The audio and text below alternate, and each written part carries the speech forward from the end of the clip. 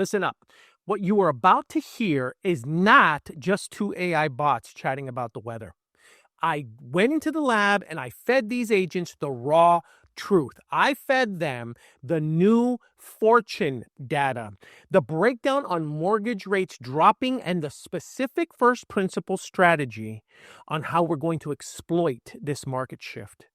Most people are looking at the headlines and they're getting lazy. I trained this AI to look at the headlines and find the money.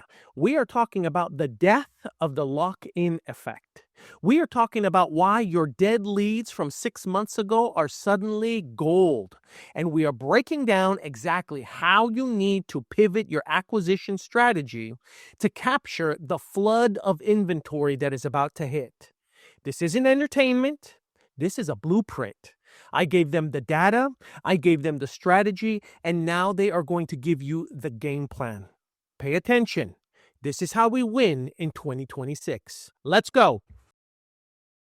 The biggest killer of deal flow, the thing we've all been fighting against, that dreaded lock-in effect. It's dead. It's officially over. And look, this is not some slow, gradual thaw. This is a seismic shift.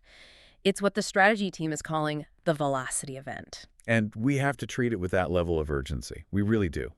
Because the market is about to flip, and I mean flip hard, from an inventory drought to an inventory flood. That's a great way to put it. For the last, 24 months, we were in what I'd call the easy market. And it sounds weird to say easy when it was so hard to find deals. Right. But it was easy in one sense. Deals were so rare that you just managed to survive. If you could just find one and close it, it was almost guaranteed to be a home run. Highly profitable. That market is gone. Vanished. We're now entering the rich market, and that's different. This is a market where massive wealth is built on volume, on speed, but it's only for the people who execute flawlessly, and the window is like the next 90 days. That's the key. The masses, the average investor, they're going to take months to really process what this shift means and change their behavior. So our goal today is to hand you the tactical playbook right now. Before anyone else gets it. Exactly. We're going to break down why 5.9% is that magic number. We're going to identify who these new cashed up buyers are that are flooding into the market, and we are going to give you the exact protocols, I'm talking down to the word-for-word script, that you need to use to resurrect your dead leads and grab market share before your competition even realizes the dam is broken. To really get the scale of this, of what this rate drop actually means, we have to start with the problem. We have to go back and really understand what crippled the market for 2 straight years. It was a freeze. A critical inventory freeze. And it wasn't about home values. I mean, values were high, but that wasn't the issue. The issue was seller paralysis, pure and simple. And the data on that paralysis, I mean, when I saw it in the source material, it was honestly shocking how simple it was. It wasn't complicated. Not at all. The sources just hammer this point home again and again. An astounding 85% of all existing mortgage holders had locked in rates below 4%. Let that number sink in for a second. It's huge. Think about it. Nearly 9 out of every 10 potential sellers you might talk to are sitting on a mortgage with a rate that, let's be honest, we may never see again in our professional careers. And that created this perfect prison. The sources call it the golden handcuffs, which is just the perfect term for it. It really is. If you were in that 85% sitting pretty at, say, 3.5%, and then life happened, which it always does. A job promotion in another city, or you have another kid and the house is suddenly way too small. Exactly. Or your commute just becomes unbearable. Yeah. You were faced with this immediate, paralyzing decision, a brick wall. And that decision was simple math. Do I trade my beautiful 3.5% rate for the market rate, which for most of last year was, what, 7.5%? Or higher in some cases. The math was just brutal. You weren't just moving houses, you were literally doubling your monthly mortgage payment, doubling your debt service. And often for a house that was the same size or, maybe even a slight downgrade, it was a massive financial penalty that just froze millions of potential deals right in their tracks. Sellers became prisoners. They were trapped in their own homes, putting off huge structural life changes, not because they wanted to, but because the financial hit of moving was just too devastating to even consider. We all felt it on the acquisition side, didn't we? Oh, every day. You talk to a seller, they were motivated, they needed to move, you'd agree on a fair price, and then the whole thing would fall apart. Every single time. Because they'd go look for their next house, their move-up property, and they'd run the numbers on the new payment, and it would completely wipe out any equity they were getting from the sale. So the only people selling were the ones in absolute dire straits. The true emergencies. Divorce, death, job loss. The people who had no other choice. Everyone else, every other rational person was just waiting for some kind of signal, some kind of hope. Okay, so that perfectly sets the stage for this pivot. Let's dig into the psychology here. Why is 5.9% the magic number? Because let's be very clear, this doesn't get us back to 3.5% affordability. Not even close. No, and that's not the point. It's not about absolute affordability. It's all relative. It's about the psychological gap, the financial gap, narrowing to a point where it's tolerable. Explain that a little more. Okay, think of it like this. When market rates are at 7.5% and your current rate is 3.5, the difference between those two numbers feels like a canyon. It's a 4-point spread. It feels like complete financial destruction. Impossible. Impossible. But as that market rate slides down, and especially as it crosses that big psychological line in the sand at 6% and hits 5.9, the penalty changes. It's still a penalty, for sure. But it moves from ruin to painful. Precisely. It shifts from absolute ruin to significant but manageable financial pain.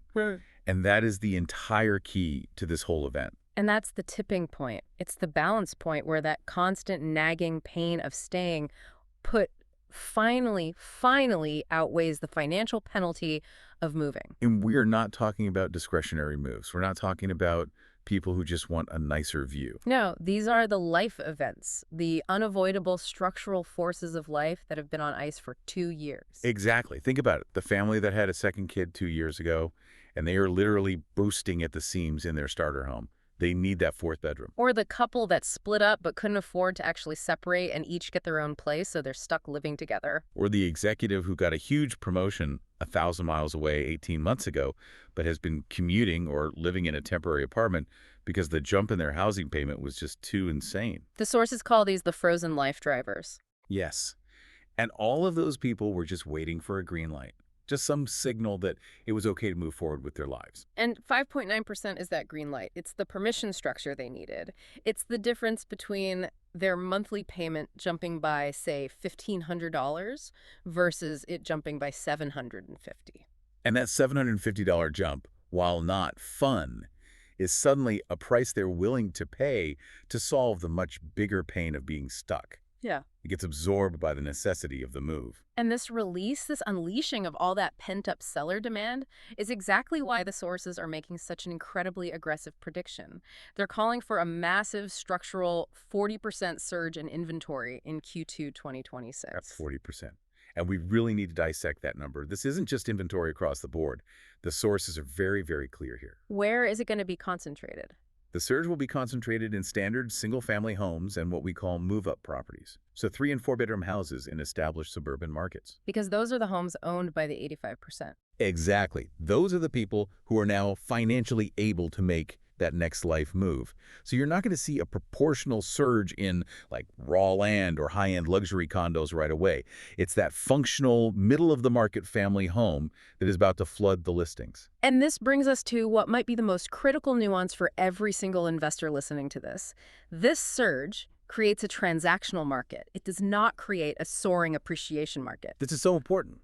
If you are sitting there right now thinking, great, rates are down, that means prices are going to skyrocket so I can pay more for deals, you are fundamentally misreading the beta and you are going to get burned. The market is unlocking supply much, much faster than it's increasing the demand needed to perfectly absorb all of it.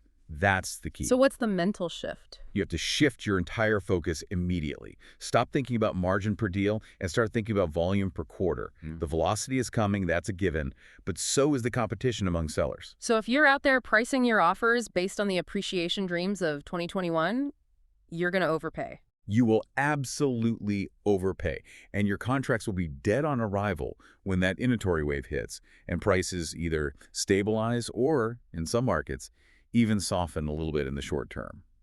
The playbook now is all about speed, not speculation. So to sum up this first part, the ice is melting. That 40% inventory surge is the warning shot across the bow.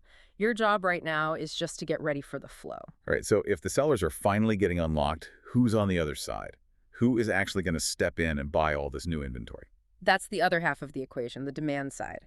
And this next section details two huge liquidity mechanisms that are fueling the buy side. And we have to start with the stimulus buyer. This is a brand new class of buyer, really, created by this game-changing new executive order. The one allowing penalty-free 401k or IRA withdrawals for a first-time home down payment. Yes. And this changes everything for the entry-level market. It's why wholesalers especially need to be paying very close attention. For sure. I mean, historically, those retirement funds, your 401k, your IRA, they were basically untouchable. You couldn't get that money out before retirement age without getting hit with just crippling penalties and taxes. But this executive order just creates a direct bypass. No penalties, as long as it's specifically for a down payment on a primary residence. And the impact is just this immediate injection of, I mean, we can conservatively say billions of dollars of liquid cash. Billions. Directly into the hands of entry-level and first-time buyers. These are the people who, for the last few years, could afford the monthly payment, but they just could not get over that down payment hurdle. And now that hurdle is gone. So we're calling them the stimulus buyer. And you have to understand their profile. It's key for the wholetailing strategy we're going to talk about later. They are cash rich, but only for one thing. The down payment. Exactly. They are cash rich specifically for that 10 or 20% down because they've just tapped this fund that took an act of government to unlock. But, and this is so vital, they are still acutely debt conscious. Why is that? Well, the reason they needed to tap their 401k in the first place is that they aren't your traditional high net worth buyer. Yeah. They don't have a ton of cash just sitting around. So they care deeply about that 5.9% monthly payment. Yeah. It has to work for their budget. And because they are so focused on that monthly payment, they're also super sensitive to any big upcoming costs. They are not looking for a full gut job. No way. Yeah. They can't afford it. They want a functional, safe asset. They are looking for value, for reliability, for a house they can move into right now without having to dump another 20 grand into it. So this really narrows down the target for us. It narrows our target asset range significantly. The sources are definitive on this. Wholesalers need to be aggressively hunting for deals in that sweet spot where the stimulus buyer has the most purchasing power. And that is? The median priced home range, specifically the $300,000 to $450,000 range. If you're out there chasing deals below or above that bracket, you're missing the big wave of new liquidity. The volume and the velocity are going to be highest right there. Okay, so that's the retail side, the new first-time buyer. But what about the professionals? The flippers, the landlords, they've been on the sidelines too. For a long time. And this brings us to the DSCR math reset. And honestly, this shift is probably the most reliable signal we have that professional buyer demand is roaring back. Let's break down DSCR for anyone who isn't familiar. Sure. DSCR just stands for Debt Service Coverage Ratio. It's a fancy term for a simple metric that lenders use. You just want to make sure the rental income from a property is enough to cover all of its monthly debts. So principal, interest, taxes, insurance, the whole payment. A whole thing. And when rates were high, that math just failed. It failed everywhere. So the investor buy box, as we call it, just shrank down to almost nothing. We saw it happen in real time. All the big investor buyers just, poof, disappeared. They retreated because they couldn't get positive cash flow anymore. Let's run the exact numbers from the source data because it really illustrates the old math and why that buy box was basically zero. Okay, let's do it. So take a standard $200,000 rental property. Let's say it rents for $1,800 a month, which is a pretty respectable return for that price. Okay. At the old prevailing rate of 7.5%, once you factor in the full debt service payment, plus your standard cost for property taxes, let's say $200 a month, insurance at $100 a month, and a reasonable reserve for vacancies and repairs, another $200. The total monthly cost was more than the rent coming in. Consistently. The deal was cash flow negative, maybe by $100, maybe $200 a month. It was bleeding cash. And as a professional, you just can't buy that asset. I don't care how much you hope it's going to appreciate down the line. An asset that requires you to feed it cash every single month is a broken asset. It's a non-starter. Total non-starter. But now look at the new math reality at 5.9%. That's a drop of 160 basis points, and it dramatically cuts down the interest portion of that monthly payment. So using that same exact $200,000 property. The exact same one. Still renting for $1,800. Same taxes, same insurance, same reserves. But that lower interest payment, completely flips the equation. That property now shifts from being cash flow negative to cash flow positive. By how much? Specifically, positive $300 per month. Wow. So it's a $500 swing. A massive swing. And that swing from a mandatory cash bleed every month to a healthy $300 profit is everything. It's the difference between a deal that gets funded instantly and a deal that rots in your inbox. And that $300 isn't just profit, right? It's a buffer. It's a necessary buffer. It's what absorbs the surprise water heater replacement or the extra month of vacancy or the sudden property tax hike. It makes the investment fundamentally sound. So the implication here is huge. It's massive. Every single professional investor who was sitting on the sidelines for the last 2 years saying, the numbers just don't work at 7.5%, just got a giant green light to jump back into the market. The DSCR loans are getting written again. Faster than ever.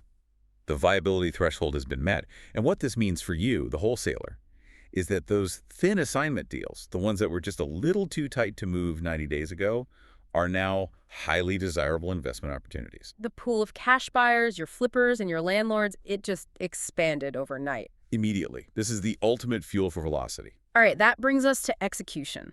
This is the core of it. We've established the sellers are unlocked, the buyers are back. So what do you actually do right now, today? And the highest leverage move you can make is not external. It's not about finding new leads. It's internal. We are officially launching Operation Zombie Lead Resurrection. Protocol A, waking the dead. Let's get really specific on who a zombie lead is. It's not just any old lead in your CRM. A zombie lead is specifically defined as a seller who told you no at any point in the last 12 to 18 months, and they gave you one of two very specific reasons. Both related to the lock-in effect. Exactly. Reason one, I have nowhere to go. Reason two, the interest rates are just too high for me to move. These were motivated people. They wanted to sell, but they were paralyzed by the math. And now the math has changed. Their primary constraint has just been removed. So the tactical field manual is crystal clear on this. The single most profitable action you can take right now is to stop everything else you're doing, all the low leverage stuff, and put every available resource into contacting every single one of those leads. And I get it. Calling a stale lead a dead lead, it feels awkward. It's uncomfortable. You're worried about getting rejected again or sounding desperate. But you have to reframe this. This is not a, hey, just checking in call. This is a delivery of time-sensitive, valuable information. You are acting as the professional information broker. You know the exact reason they couldn't move, and you are calling to inform them that their window of constraint has just opened. And the sources provide the exact script. It's designed specifically to project authority and urgency, not desperation. This is not a timid ask. It's a confident delivery of news. Let's hear it. The script is designed to get straight to the point. The core message is this. Hey, name, it's Dispo Paul. I'm not calling to ask for your house. I'm calling because the window you were waiting for just opened. Rates dropped below 6%, and the move-up market is unlocked. Did you see the news? Or are you still planning to stay stuck there? Whoa, that last line is powerful. Are you still planning to stay stuck there? It's deliberately slightly confrontational. It has to be. It forces them to acknowledge the emotional reality, the pain of staying that made them call you in the first place. And it completely bypasses that initial defensive reflex of, I'm not interested. You're not asking for a price. You're presenting a solution to their biggest problem. And we have to be ready for their responses, right? What happens if they hesitate? Great question. If they say something like, well, I saw the news, but I'm not sure if it's enough of a drop, your response has to pivot immediately to the new problem, inventory. The coming flood. Exactly. You say, I understand your hesitation, but here's what the analysts are seeing. The longer you wait, the more inventory floods the market. If you decide to list your house in April, you'll be competing against 50 other sellers. If we make a deal now, you're competing against far fewer. Which position gives you more leverage when you go to buy your next place? Brilliant. And what if they go the other way? They get greedy. They say, great news. My house is worth more now, so I want a higher price. You have to anchor them back to the reality of their situation. You say, I respect that, but the price we discussed 6 months ago already factored in the cost of you getting that move-up loan. That cost has just come down significantly, but the value of your specific property hasn't magically jumped overnight. Let's lock in your transition now before all the competition shows up. The objective is always binary. Always. It's conversion or immediate disqualification. You do not have the time to nurture these leads for another 90 days, not when the inventory wave is about to hit. This is about high-velocity conversion Pure and simple. Okay, that's Protocol A. Now let's move to Protocol B, the whole tail pivot. This is a huge tactical shift. With the stimulus buyer back in the game and the DSCR math working again for investors, the old default strategy of just assigning every contract to a flipper for a quick 10 grand fee is now actively leaving money on the table. A lot of money. The flipper is actually inefficient for certain types of deals now. Why is that? Because the stimulus buyer, the one with the cash for a down payment, but who is very conscious of debt, is ready and willing to buy a house that's just clean and safe. They don't need granite countertops and stainless steel appliances. They don't want to pay for them. They don't want to pay the flipper's 20% profit margin for cosmetic upgrades they could do themselves over time. They'll happily take a cosmetically dated house if the price is right and the monthly payment works. So the criteria for what makes a good wholesale deal is super specific. It's non-negotiable. You have to target properties that are functionally sound but merely cosmetically dated. You have to avoid the big structural problems. What does functionally sound mean exactly? It means the big-ticket items are good. The roof has at least 5 years of life left. The HVAC system is modern and working properly. And there are no major foundation issues, no serious plumbing or electrical problems that require opening of walls. So the difference is really time and money. A wholesale needs paint and carpet. A full rehab needs a new kitchen, 2 new bathrooms, and maybe moving walls. Exactly. And we avoid the heavy rehabs because labor costs are still stubbornly high and the timelines kill your velocity. Yeah. You can't be stuck on a project for 6 months in this market. So if a deal fits that wholesale criteria, what's the plan? You can't just assign it. No, you have to pivot. You have to move into the deal. And this requires the mandatory 3-step action plan. Step 1. Step 1, you have to close on a property. This is where transactional funding becomes your best friend. You must take ownership, even if it's just for a day. Can you explain transactional funding quickly? It's short-term private capital. A loan designed to last just 24 to 72 hours. It's purpose-built to fund your purchase of the property so you have the title, so you can then immediately turn around and sell it to your retail buyer. Got it. Step 2. Step 2 is the trash out and the white box. The trash out is simple. You get a dumpster, and you remove every last piece of junk the seller left behind. Make it empty.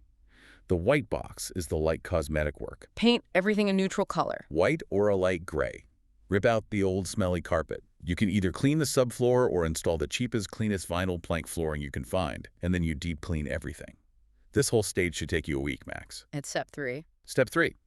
List it immediately on the MLS. Use a flat fee or discount broker to get it on the market and capture that retail stimulus buyer who is desperately scrolling Zillow for a clean, affordable home where the payment works at 5.9%. So that light touch, the white box, it just makes the house financeable and livable from day one. It removes the buyer's fear. That's all it does.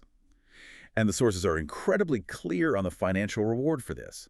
The spread on a wholesale deal in this environment is projected to be double the assignment fee. Double. Why would you settle for a $15,000 assignment fee when 1 week of light work and a transactional funding loan can net you $30,000 or more? This is how you maximize your margin in a high-velocity market. Okay, last one. Protocol C. Pricing for velocity and liquidity. This is where the discipline comes in. This is where the temptation is greatest. The good news is flowing, and you're tempted to start overpaying for deals, thinking prices are about to shoot to the moon. This is the single biggest trap in this market. You have to price for liquidity, not for projected appreciation. If you are banking on appreciation that might happen in 90 days, you're not an investor, you're a speculator. And that 40% inventory surge is going to punish speculators hard. So what does pricing for liquidity mean? It means you price the asset so that it will move today at today's values, regardless of what the market does tomorrow. And the strategy team gave us a strict formula for this. This isn't a suggestion, it's a rule. It's the standard operating procedure for this environment. The formula is ARV times 0.88 minus repairs equals your max offer. Let's break down that 80%. Why 80 and not 85? We anchor to 80% of the after repair value for a very specific reason.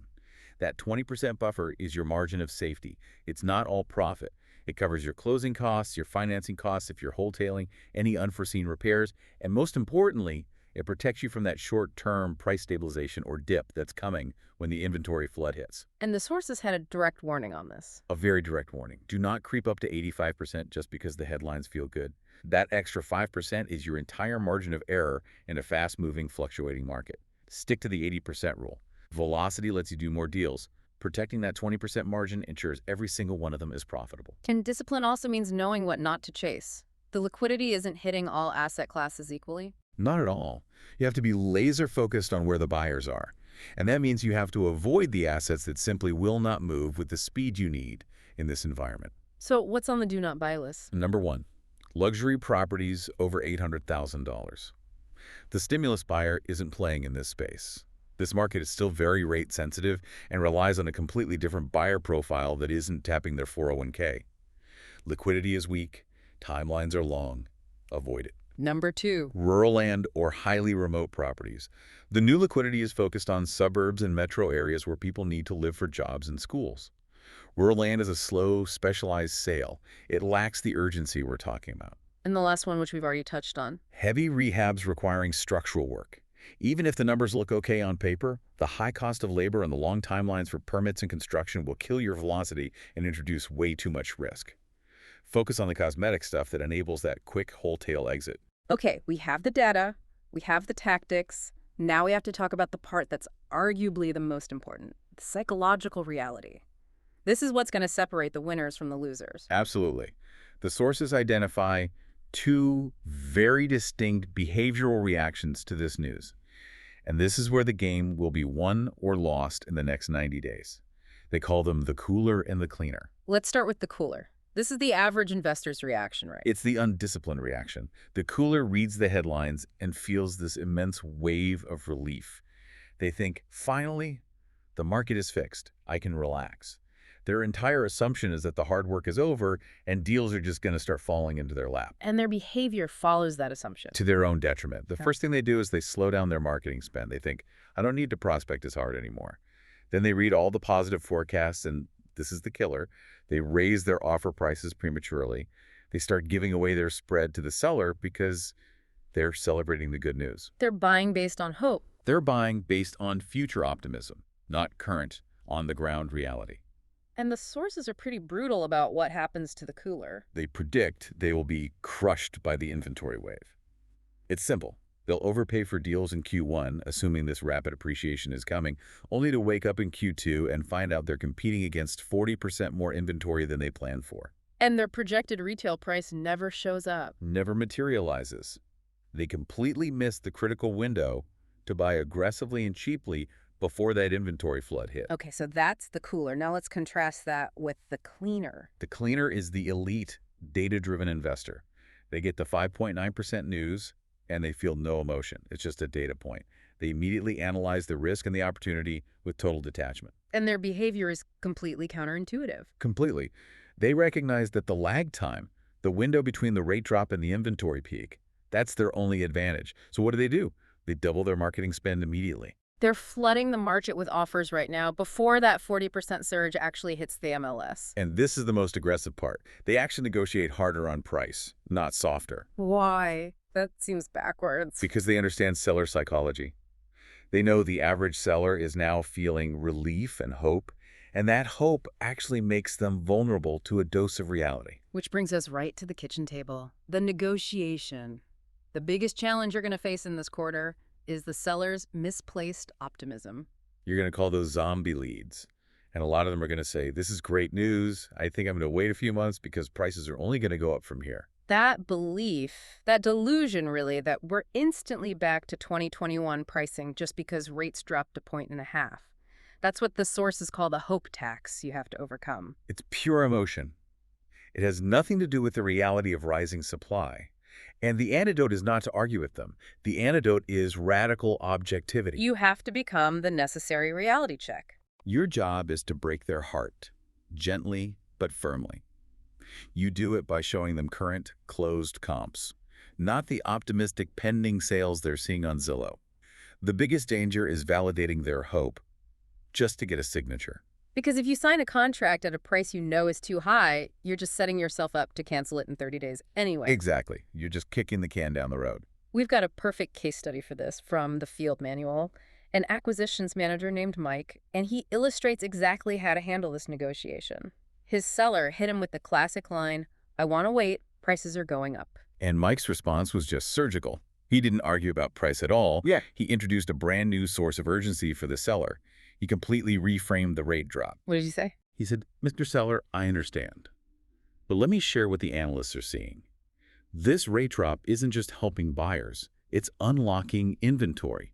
And when inventory goes up, competition goes up fast. So you have a choice. Do you want to be the only house for sale on your block today with limited competition? Or do you want to be one of 50 houses for sale in this neighborhood in April when every other seller who was handcuffed by their rate finally decides to list?" That is brilliant. It completely flips the script. It repositions the rate drop, which the seller sees as a good thing for them, into a powerful seller urgency signal.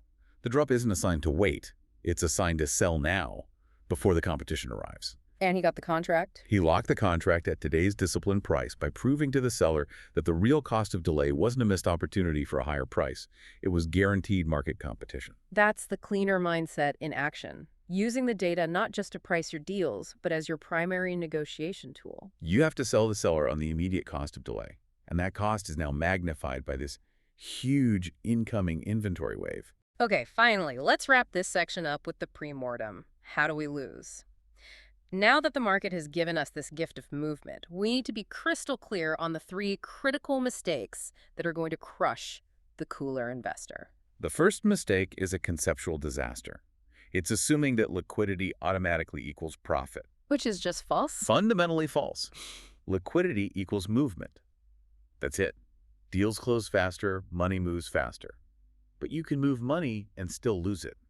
If you buy a bad deal, high velocity just means you lose your money quicker. Okay, mistake number 2. This one is a cash flow killer.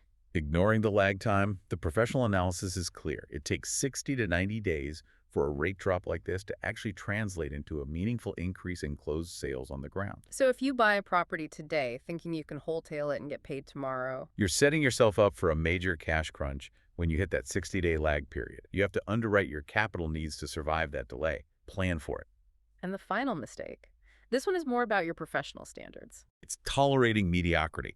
For the last 2 years, in that frozen market, you had an excuse. If a deal was slow to close or an assignment fell through, you could always just blame the market, blame the rates, blame the lack of buyers. That excuse is gone. It's completely gone. The Yeah. sources say it plainly. In this new, moving, liquid market, if you fail to close, if your buyer backs out, if you misprice your offer, it is 100% your fault. The market has given you the gift of movement. Now you have to execute. Okay, we have covered a tremendous amount of ground. The structural pivot is here. The death of the lock-in effect, the arrival of the stimulus buyer, the DSCR reset, and we've laid out the 3 high-leverage tactical protocols. The zombie-led resurrection, the wholesale pivot, Mm-hmm. and the disciplined 80% pricing rule. This is not a moment to just sit back and watch. It's not a time for passive observation or celebrating headlines. The opportunity is a perfect storm. It's a convergence. The inventory is confirmed to be coming. That 40% surge is real. The buyers are definitively back. You've got the stimulus buyer with cash and the DSCR investors re-entering the market. And the playbook for how to capture that velocity is precise and actionable. Hey, it's Paul. I'm back. Good stuff, huh? You heard the data. The market isn't waiting for you to get comfortable. The thaw is already happening. The amateurs are still sitting on their hands, waiting for interest rates to hit 3% again. That's a fantasy. The operators, the real investors, are moving right now. I want to make sure you move with them. For the first time ever, I'm doing something different for Q1. I'm opening up a specific, high-level pilot program for a small group of real estate wholesalers and investors who are ready to scale immediately. I'm not putting the details out here for everyone.